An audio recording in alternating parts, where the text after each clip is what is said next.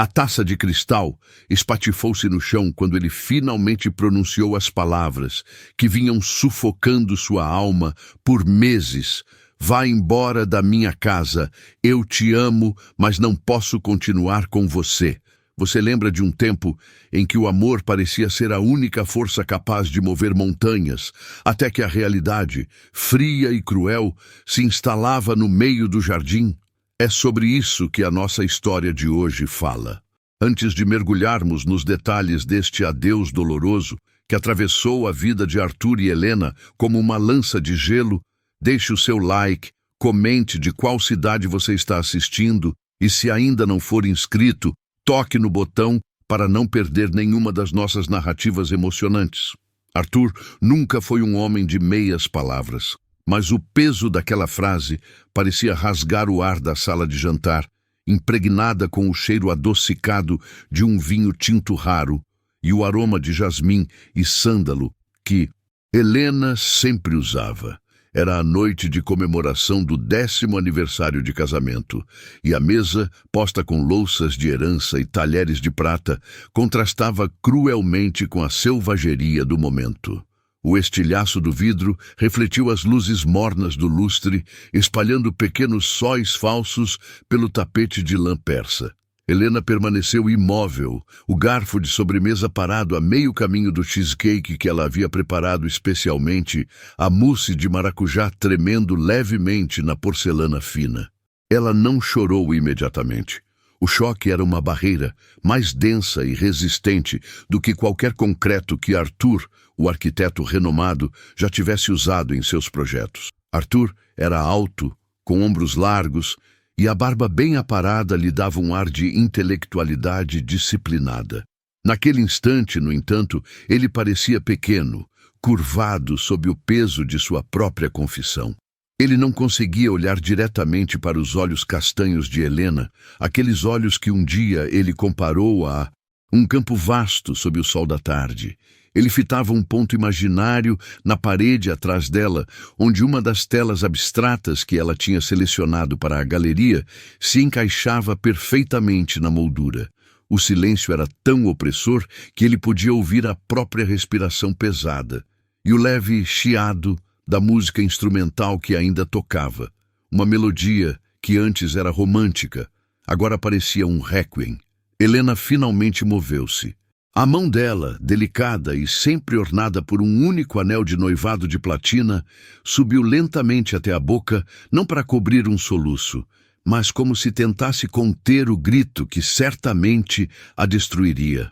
Ela tinha passado a última década construindo um universo ao redor de Arthur. A carreira dele, a casa deles, a vida social meticulosamente organizada. Ela era a curadora de arte, mas a obra-prima dela era a estabilidade que eles haviam alcançado juntos. Você está brincando, Arthur, ela sussurrou. A voz dela saiu rouca, quase inaudível, forçada através de uma garganta repentinamente seca. É algum tipo de piada cruel de aniversário? Ele balançou a cabeça, lento e dolorosamente. Ele sentiu o suor frio escorrer pelas costas, molhando a camisa de seda. Ele queria que fosse uma piada, queria poder recolher as palavras, juntar os estilhaços do vidro e os cacos da vida deles, mas era tarde demais. A verdade, uma vez libertada, jamais voltaria para a jaula. Não é uma piada, Lena. Eu não aguento mais. A frase era curta, mas carregada de uma eternidade de sofrimento silencioso. Helena soltou o garfo de sobremesa, que caiu com um ruído seco sobre o prato. Ela o encarou. Pela primeira vez em meses, ela não via o marido cansado, o empresário sobrecarregado. Ela via um estranho, um homem acossado por fantasmas que ela não conhecia. Eles se conheceram em uma exposição de arte em Milão. Arthur, então um jovem arquiteto ambicioso, buscando inspiração nas linhas limpas do modernismo europeu. Helena, uma estudante de história da arte, tão apaixonada por cores e formas quanto ele era por estrutura. A atração foi imediata, uma força gravitacional que os puxou para o centro da vida um do outro. A primeira conversa deles durou até o amanhecer, sobre a beleza da imperfeição e a busca pelo propósito. Ele a ensinou a amar a geometria das construções. Ela o ensinou a ver a alma por trás da tinta. O casamento deles parecia a união perfeita de razão e emoção. "O que você não aguenta mais, Arthur?" Helena perguntou, sua voz ganhando uma borda de aço, afastando a fragilidade inicial. "Você não aguenta a nossa vida, o sucesso que construímos? Você não aguenta a mim?" Arthur se levantou abruptamente, esbarrando na cadeira de carvalho. Ele começou a andar de um lado para o outro na ponta do tapete, seus passos amortecidos, parecendo medir a distância que os separava. "É a nossa vida, Lena. Mas não sou eu. Eu olho para tudo isso." Ele gesticulou vagamente para a sala de estar impecável, com suas estantes de livros raros e a lareira acesa, e eu sinto que estou usando uma roupa que não me serve mais. É linda, é cara, mas está me sufocando. E eu não sei quando foi que eu parei de ser quem eu era para ser a pessoa que você precisava que eu fosse. Essa era a raiz podre da árvore do relacionamento, a autoanulação silenciosa de Arthur. Ele amava Helena profundamente, a forma como ela iluminava qualquer ambiente, a paixão ardente dela pela cultura. Mas ele também ressentia a forma como a vida deles havia se tornado uma exposição, uma performance constante para a sociedade de sucesso que os cercava. Ele se lembrava de quando sonhavam em viajar de mochila pelas ruínas antigas. Agora, as viagens eram para feiras de design de luxo e leilões de arte, sempre com um propósito de networking. Helena processava cada palavra como um juiz analisando evidências. Ela revia os últimos 6 meses. O silêncio dele durante o café da manhã, a forma como ele ficava horas trancado no escritório, dizendo estar apenas trabalhando, mas com os olhos sempre inquietos. Ela havia atribuído isso ao estresse do grande projeto de reurbanização que ele estava supervisionando. Ela não tinha percebido que a reurbanização que ele ansiava era a da própria alma. "Você está me dizendo que depois de 10 anos, no auge do nosso conforto, no momento em que estamos mais próximos de realizar todos os nossos sonhos, você descobriu que não é você?" A ironia pingava da voz dela, ácida e cortante. "Você deveria ter tido essa crise de identidade quando éramos pobres estudantes, dividindo um apartamento minúsculo. Não agora, Arthur. Não quando eu parei a minha vida para dar suporte à sua." A acusação a atingiu como uma flecha. Ela tinha sacrificado. Ela amava a arte, mas havia rejeitado uma oportunidade de pós-doutorado em Paris porque Arthur precisava se estabelecer em São Paulo. Ela tinha se contentado em ser uma consultora e curadora freelancer, garantindo que a carreira dele tivesse prioridade. Ela nunca havia se arrependido até aquele instante. "Eu sei, eu sou o canalha da história", ele admitiu, a voz embargada pela culpa. Ele finalmente se virou para ela, e Helena viu as olheiras profundas, o cansaço que ia além da fadiga física. "Eu não estou dizendo que não te amo. Eu juro que te amo, Lena. Você é a mulher mais importante da minha vida. Mas o amor não está sendo suficiente para me manter vivo." O corpo de Helena estremeceu, e o ar em seus pulmões se tornou pesado, denso. Ela se lembrou de uma tarde de inverno há 5 anos, quando ela teve uma crise de pânico após um assalto na rua. Arthur a segurou por horas, repetindo que o amor dele era um escudo impenetrável. Ela acreditou nele. Ela havia vivido na sombra desse escudo. Agora ele estava tirando-o.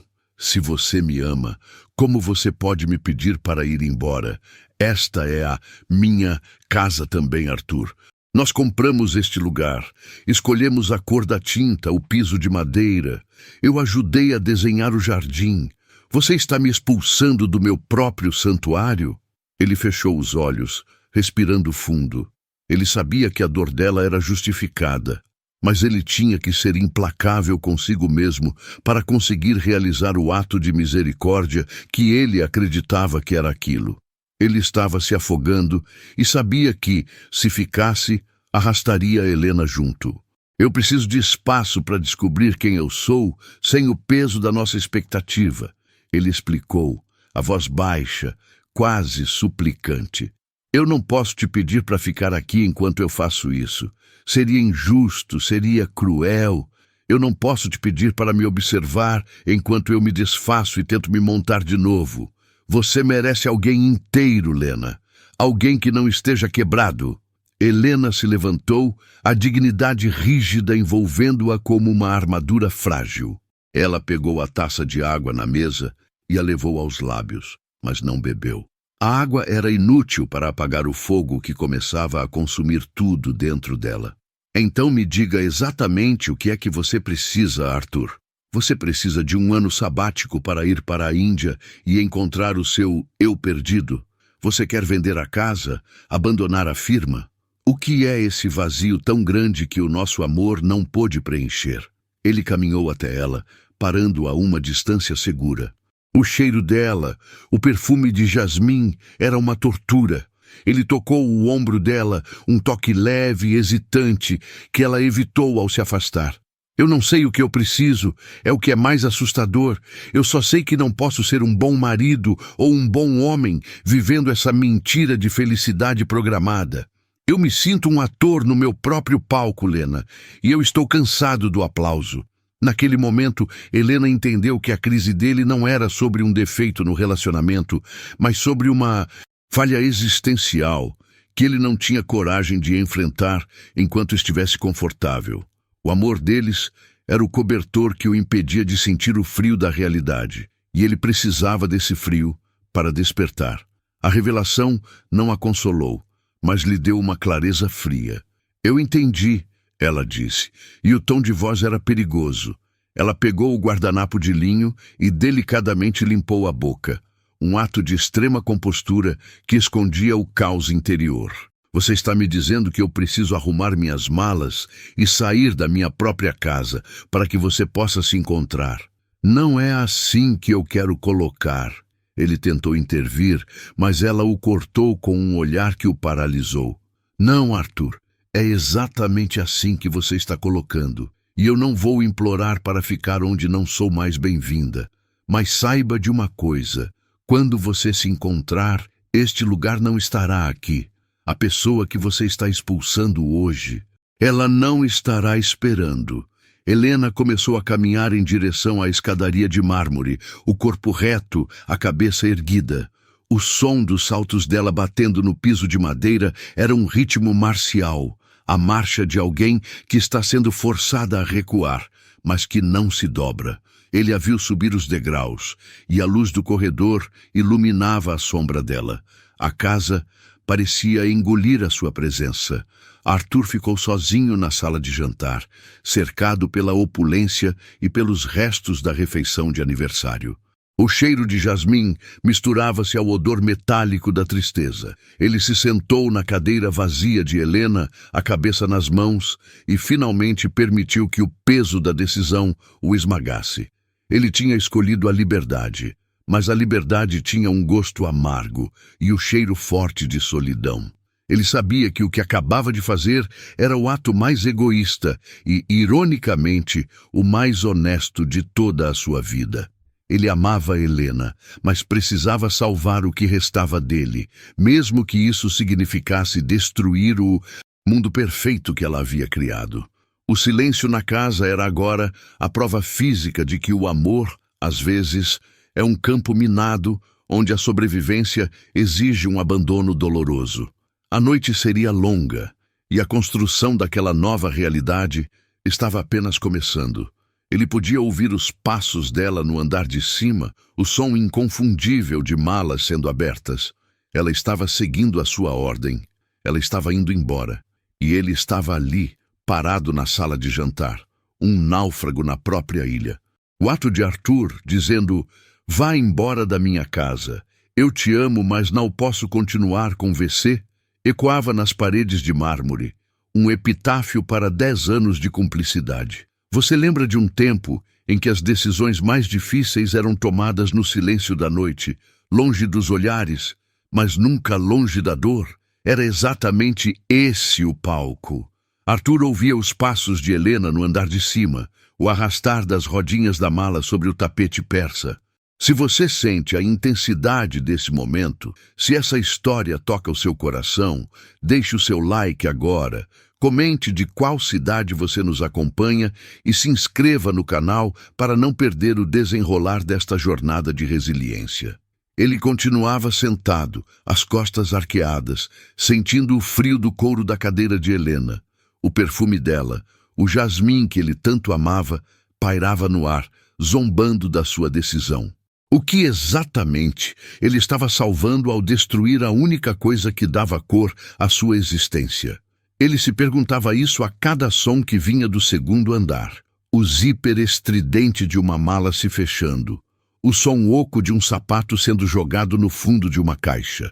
Cada ruído era um prego sendo batido no caixão da vida que eles haviam meticulosamente construído.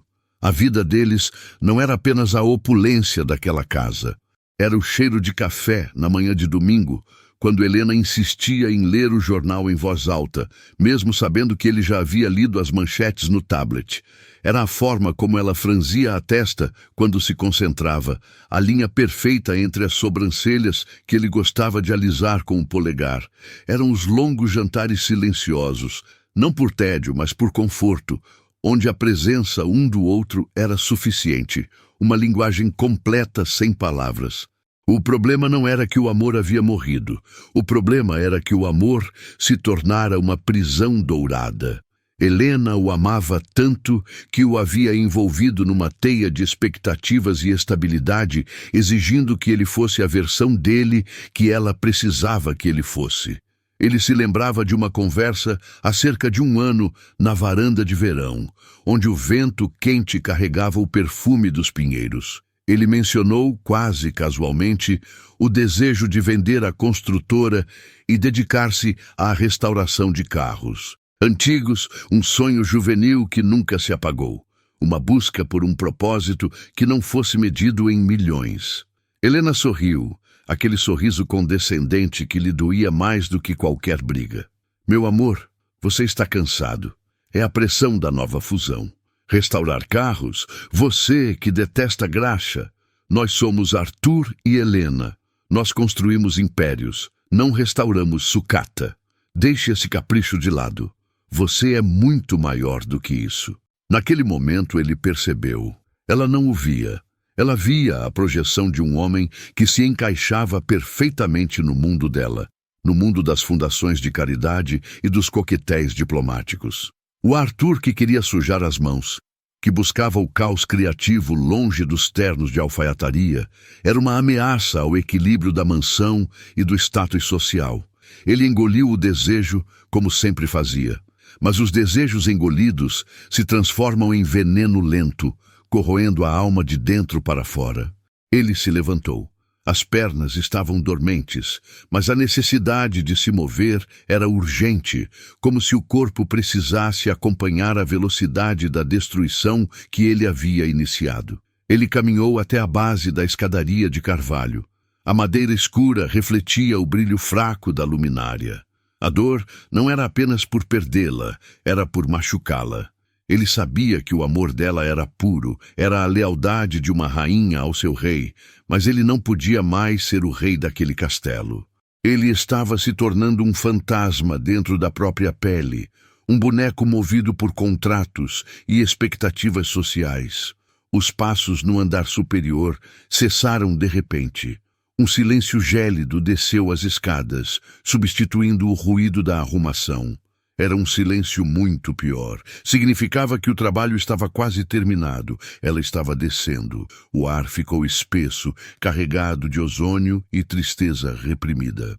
Ele endireitou o corpo, tentando manter a postura inabalável que havia assumido na sala de jantar. Ele a viu primeiro pela sombra na parede. A luz do corredor superior projetava a silhueta dela, carregada de malas. Ela não havia parado no seu escritório para pegar o dinheiro, nem havia ligado para as amigas. Ela simplesmente havia empacotado, obedecendo à sua ordem, com a dignidade ferida de quem sabe que não deve implorar. Helena desceu o primeiro degrau, o salto fino ecoando na madeira polida, um som firme e resoluto. Ela não estava chorando agora. Seus olhos estavam secos e duros, mas o vermelhidão ao redor deles denunciava a batalha que havia travado no quarto. Ela usava um casaco de lã cinza, o mesmo que ele havia lhe dado na última viagem a Milão. "O motorista está vindo", ela disse, a voz rouca, sem vibração, como se as cordas vocais tivessem sido esticadas demais. Eu liguei para ele. Arthur apenas assentiu, incapaz de falar. Se ele abrisse a boca, ele sabia que a fragilidade do seu próprio coração o trairia. Ele precisava manter a máscara de homem decidido. O homem que sabia o que queria, mesmo que o que quisesse fosse a solidão mais dolorosa. "Deixe-me ajudar com as malas", ele ofereceu, dando um passo à frente. Era a última gentileza que ele podia se permitir. Helena parou no meio da escada, elevando o queixo, e o olhar dela o paralisou. Era a primeira vez que ela o olhava com uma mistura tão potente de amor e repulsa. "Não", ela respondeu. A palavra era um corte. "Não toque. Você já carregou peso demais por mim, Arthur. E eu já carreguei a sua ausência por tempo demais.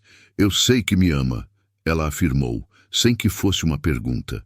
"Mas o amor que você me oferece é o amor que se dá a um troféu, a uma peça de museu. Eu não sou uma peça, Arthur. Eu sou uma mulher. E esta mulher não pertence à sua coleção de sucessos." Ele viu o mapa da dor desenhado no rosto dela e sentiu o impulso de correr, segurá-la e rasgar todas as palavras que havia proferido.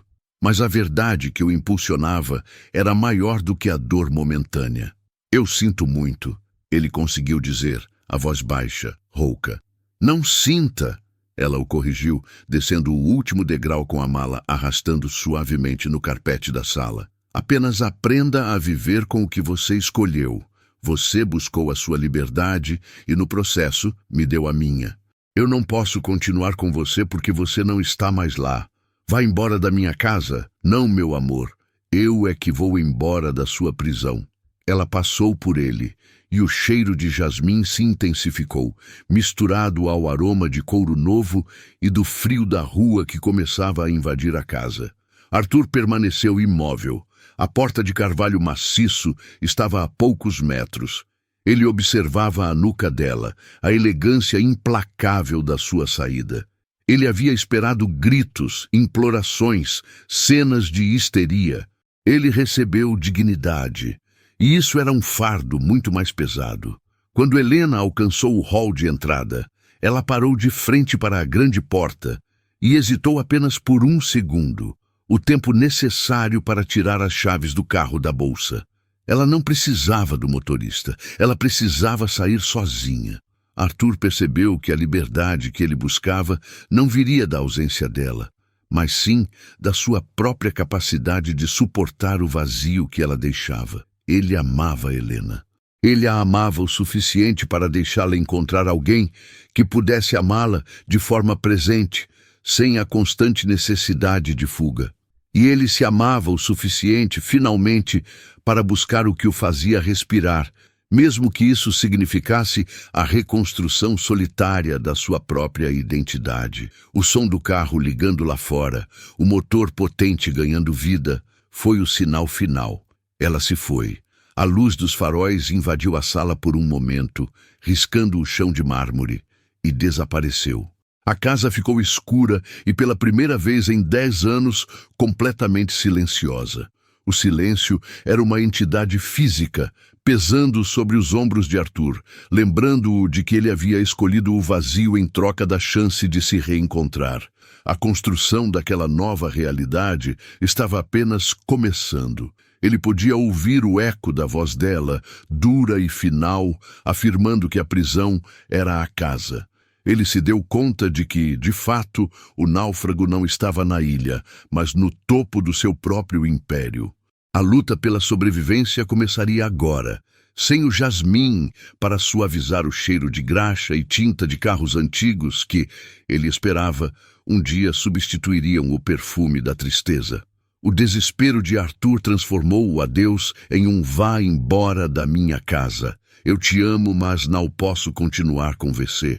Uma sentença cruel para ambos, mas que ele julgava necessária para a sobrevivência de sua própria alma. Você lembra de um tempo em que as decisões mais dolorosas pareciam as únicas honrosas, aquelas em que o amor era um peso grande demais para a dignidade?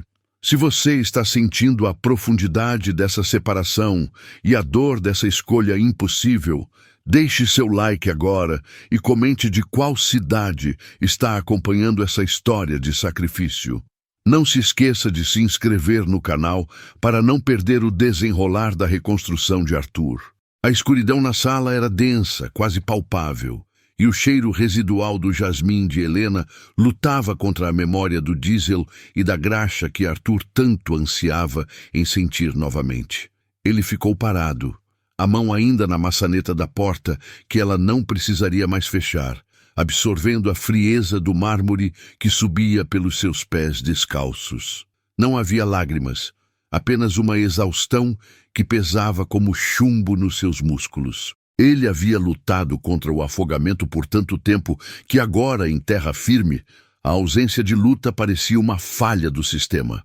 A primeira ação de Arthur, depois de longos minutos de paralisia, foi quase instintiva, uma necessidade de apagar os traços que tornavam o ambiente uma cova. Ele caminhou até o quarto principal. O cômodo, sempre arrumado com uma perfeição quase fria, cheirava intensamente a ela.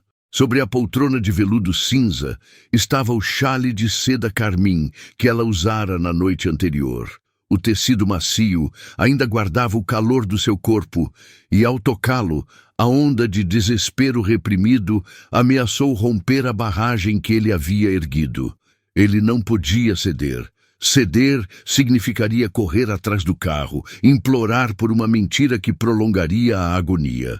Ele pegou o chale e, em vez de dobrá-lo com o cuidado que Helena exigia para suas peças caras, ele o jogou de forma desorganizada dentro de uma caixa de papelão que jazia esquecida no canto do closet.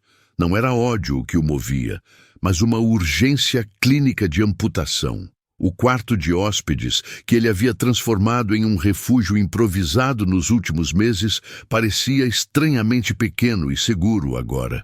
O colchão fino no chão e a luminária de leitura de luz amarelada eram os únicos vestígios da sua vida secreta de náufrago. Ele tirou a camisa e notou o suor frio na pele, o tremor leve nas mãos. Ele precisava de trabalho, da fricção da vida real contra as unhas, para silenciar a mente. Ele desceu as escadas em direção ao porão, o único lugar da casa onde Helena nunca se aventurava.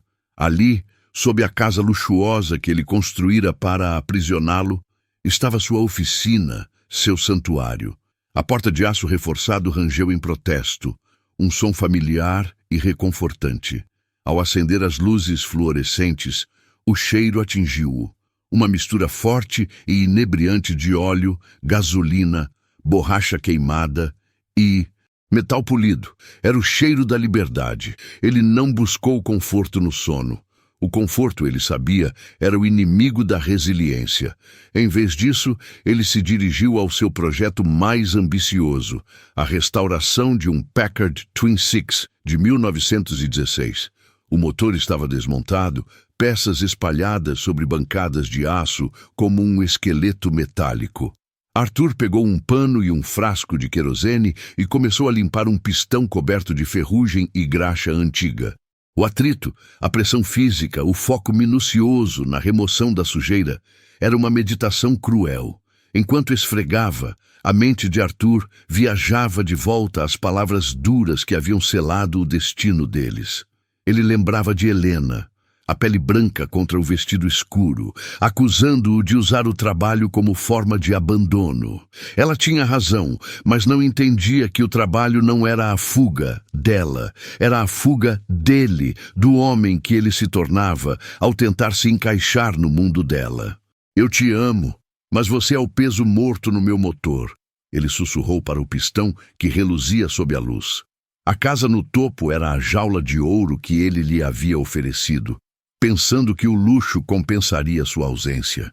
Mas ele havia subestimado a necessidade humana de conexão e superestimado a capacidade de ambos de viverem vidas paralelas sob o mesmo teto. Ele trabalhou até o amanhecer, o braço doendo e as costas tensas, mas a mente estava, pela primeira vez em anos, calma. O som distante dos pássaros anunciando o dia se misturou ao tilintar suave da chave inglesa caindo na bancada. Ele se apoiou no Packard, observando o nascer do sol tingir o horizonte de um vermelho alaranjado, visível através da pequena janela gradeada da oficina. A tristeza ainda estava ali, uma dor surda no peito, mas estava acompanhada de uma estranha sensação de integridade. Ele havia resgatado a si mesmo. O caminho adiante seria solitário e duro. Ele precisava reverter toda a estrutura de sua vida, liquidar os investimentos passivos que o prendiam à rotina social de Helena e reativar a empresa de restauração que ele havia deixado nas mãos de terceiros. Era hora de voltar a ser o engenheiro, o mecânico, o sujo, o homem que respirava o cheiro da combustão. Ele não precisava mais do jasmim para mascarar quem realmente era. A reconstrução não era apenas da sua empresa ou do Packard. Era dele, peça por peça, até que o motor da sua vida voltasse a roncar com um som potente e verdadeiro. A dignidade, ele percebeu, era a última coisa que lhe restava, e ele a seguraria com a mesma força com que segurava agora o pistão limpo.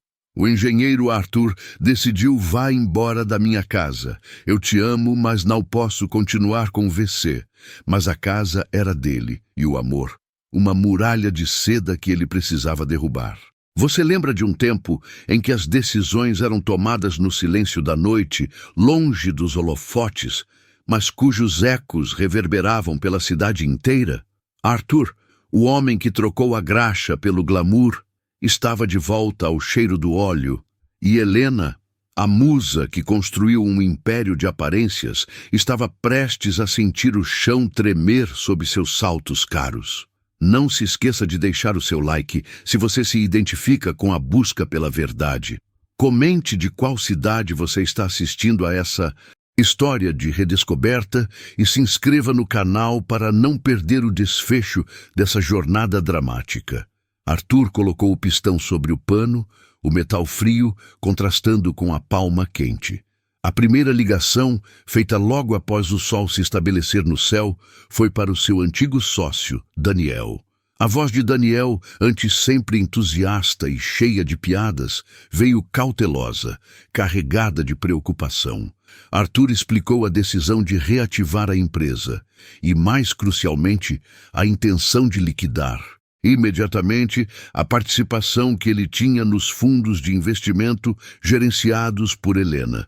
Era um movimento de cheque-mate financeiro. O dinheiro era legalmente dele, mas estava entrelaçado com a rede social de Helena, servindo como base para as festas, os patrocínios e a manutenção da imagem de casal perfeito e próspero. Daniel avisou que a notícia causaria um tremor sísmico. Não era apenas uma separação, era a demolição da fundação de uma dinastia social. Arthur ouvia, limpando distraidamente a graxa dos nós dos dedos com um pano de estopa. A indiferença com que ele tratava agora a opinião pública era um alívio intoxicante. Ele não precisava mais se importar com os sussurros nos coquetéis ou com os olhares de inveja nos leilões de arte. Ele disse a Daniel que não se importava com o que a cidade pensava. Ele só se importava com o ronco do Packard e com a integridade das suas mãos. Ele passou o dia trancado na oficina, ignorando as mensagens frenéticas de Helena que pipocavam no telefone que ele havia jogado no canto da bancada. Ele se concentrou na reconstrução do motor do Packard. O trabalho era terapêutico. O cheiro de metal oxidado, solvente e óleo de motor substituía o cheiro de jasmim e a frieza dos lençóis de seda. Ele era o engenheiro. Ele sentia a textura do aço, a precisão das peças. Ele estava reconstruindo não apenas o carro, mas a estrutura lógica de sua própria vida. A confrontação final, ele sabia, não demoraria. E ela veio ao entardecer, quando as luzes fluorescentes da garagem já estavam acesas, desenhando longas sombras dançantes sobre as ferramentas. O portão lateral rangeu. Helena não precisou bater. Ela estava ali, a silhueta emoldurada pela luz fraca do pôr do sol, o vestido de seda cinza movendo-se como água. Ela parecia ter saído de uma capa de revista, mas havia algo quebrado na perfeição de seu semblante. O perfume de jasmim era forte, mas era esmagado pela densidade do óleo de motor que saturava o ar. Ela não gritou, o que era infinitamente mais perigoso. Sua voz era baixa, controlada, quase um sussurro furioso que ecoava nas paredes de tijolos crus. Você está desmantelando tudo que construímos, Arthur. Você sabe o que o mercado vai dizer? Que você está falido? Que eu te joguei fora? Ele estava agachado ao lado do chassi, inspecionando o encaixe de um novo parafuso. Ele continuou trabalhando, o som metálico da chave sendo a única resposta imediata. Ele apertou o parafuso com precisão e se levantou lentamente, limpando as mãos no macacão sujo. Ele a encarou. A frieza nos olhos dele era nova. Nós não construímos nada, Helena. Nós montamos uma fachada que agradava a você. A única coisa que estamos desmantelando é a mentira. Ele disse que o mercado diria a verdade, que ele escolheu a dignidade em vez da mentira dourada. Ela deu um passo à frente, o salto alto estalando no concreto. Aquele lugar fedorento, este é o seu refúgio? Você troca a cobertura com vista para o oceano por esta masmorra de graxa? Você é um covarde, Arthur. Você não suporta a pressão do sucesso, não suporta ser o segundo plano. Então corre para a sujeira onde você se sente seguro. As palavras dela eram como ácido, mas Arthur sentia-se impermeável. Durante anos, ele temeu as acusações dela, a desaprovação dela. Agora, elas eram apenas ruído. Eu sou o engenheiro. Este é o meu lugar.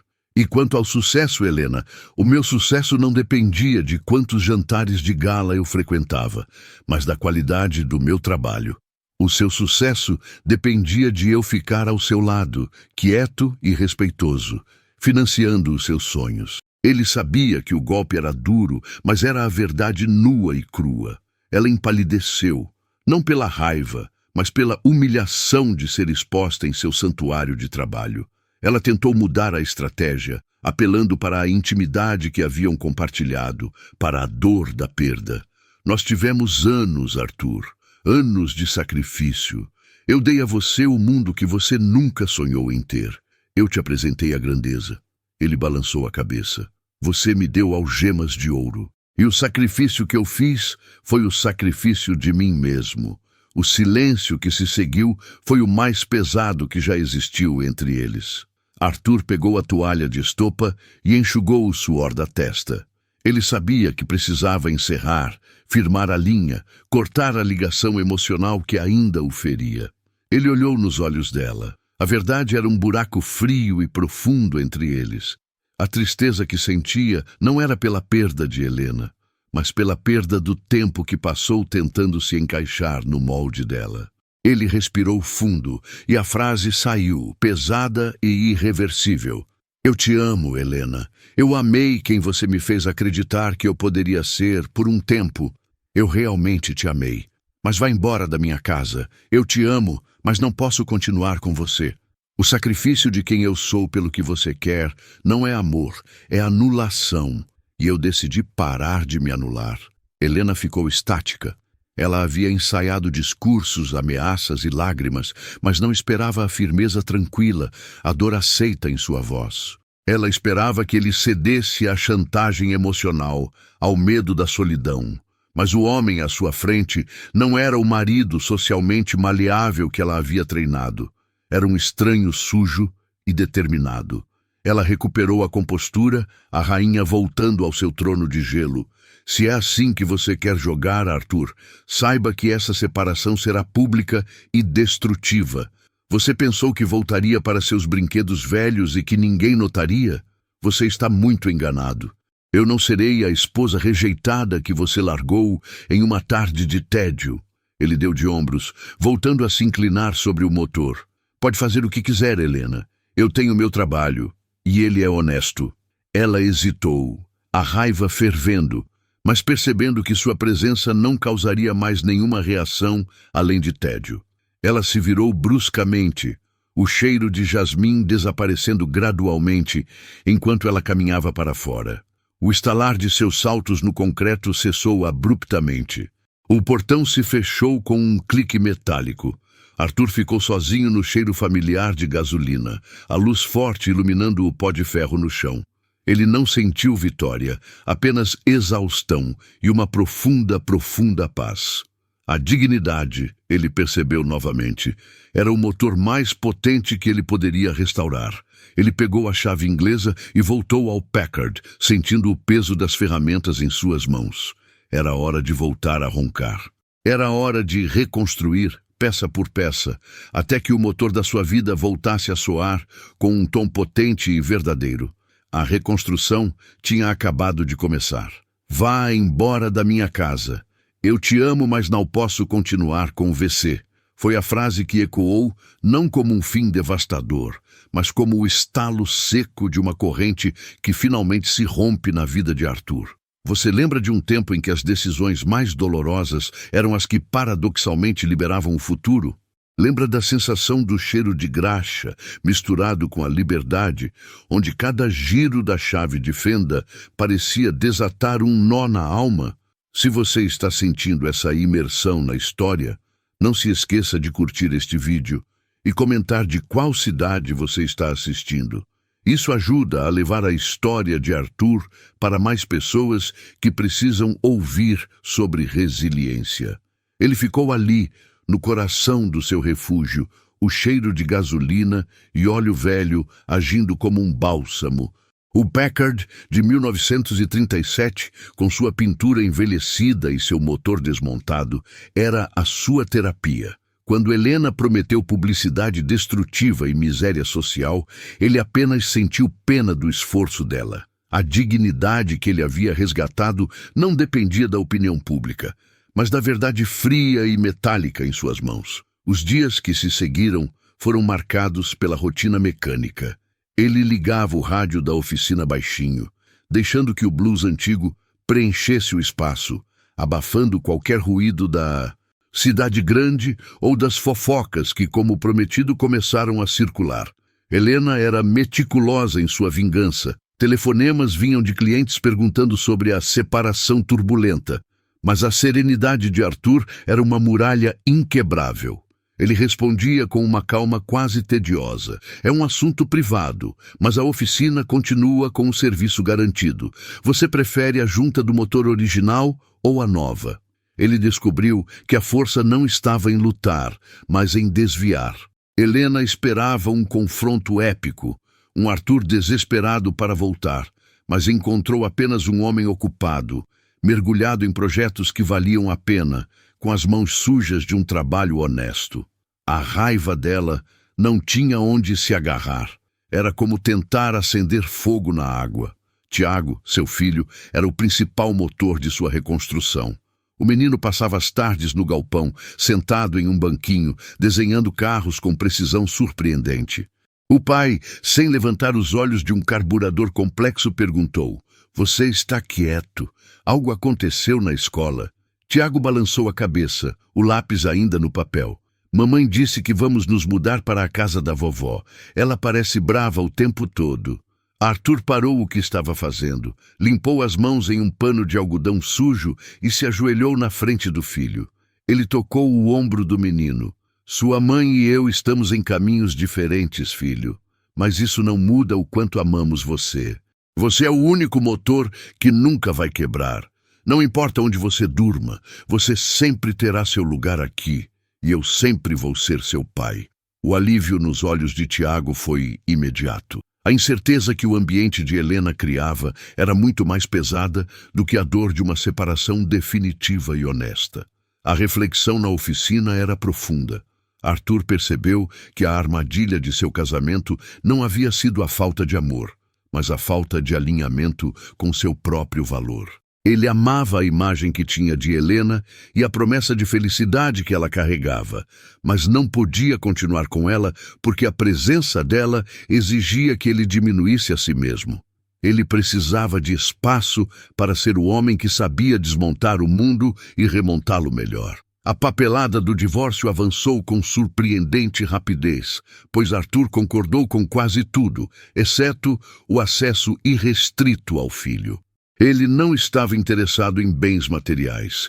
Ele havia recuperado algo infinitamente mais valioso, seu tempo e sua paz de espírito. Um dia, 3 meses após a saída de Helena, o Packard estava pronto. A pintura foi polida até brilhar com um preto profundo, e o motor roncou com uma harmonia que parecia impossível para uma máquina tão antiga. O cheiro de gasolina misturava-se agora ao cheiro de cera nova e couro tratado. Ele deu a primeira volta com Tiago, sentado ao lado dele, o vento batendo nos rostos. Não havia lágrimas, não havia arrependimento. Havia apenas o som limpo do motor restaurado e a sensação de direção firme em suas mãos. Arthur parou o carro em uma colina com vista para a cidade. Ele olhou para Tiago, que sorria amplamente. A vida não era perfeita, mas era verdadeira. Ele aprendeu que, às vezes, a maior prova de amor não é a permanência, mas o reconhecimento honesto de que, para ambos, sobreviverem com integridade, é preciso dizer adeus. O amor verdadeiro, ele concluiu, não prende, ele liberta, mesmo que essa liberdade venha embalada na dor de uma partida necessária. A reconstrução de sua vida não estava apenas no metal e no óleo. Estava na coragem de encarar a solidão, de redefinir o sucesso e de encontrar a força nos pilares silenciosos da sua vida, o trabalho, o filho e a dignidade inegociável. Ele voltou para a oficina ao pôr do sol. O som do Packard, um hino de recomeço. Ele não olhou para trás. Olhou para a frente, onde o caminho, embora ainda não totalmente visível, parecia finalmente ser dele. Essa é a força que todos nós podemos encontrar quando priorizamos quem realmente somos. Se esta história ressoou com você, se inscreva no canal para mais narrativas que celebram a resiliência e a dignidade humana e compartilhe esta mensagem de que o fim de um ciclo pode ser o rugido do início de um novo motor. Até a próxima história.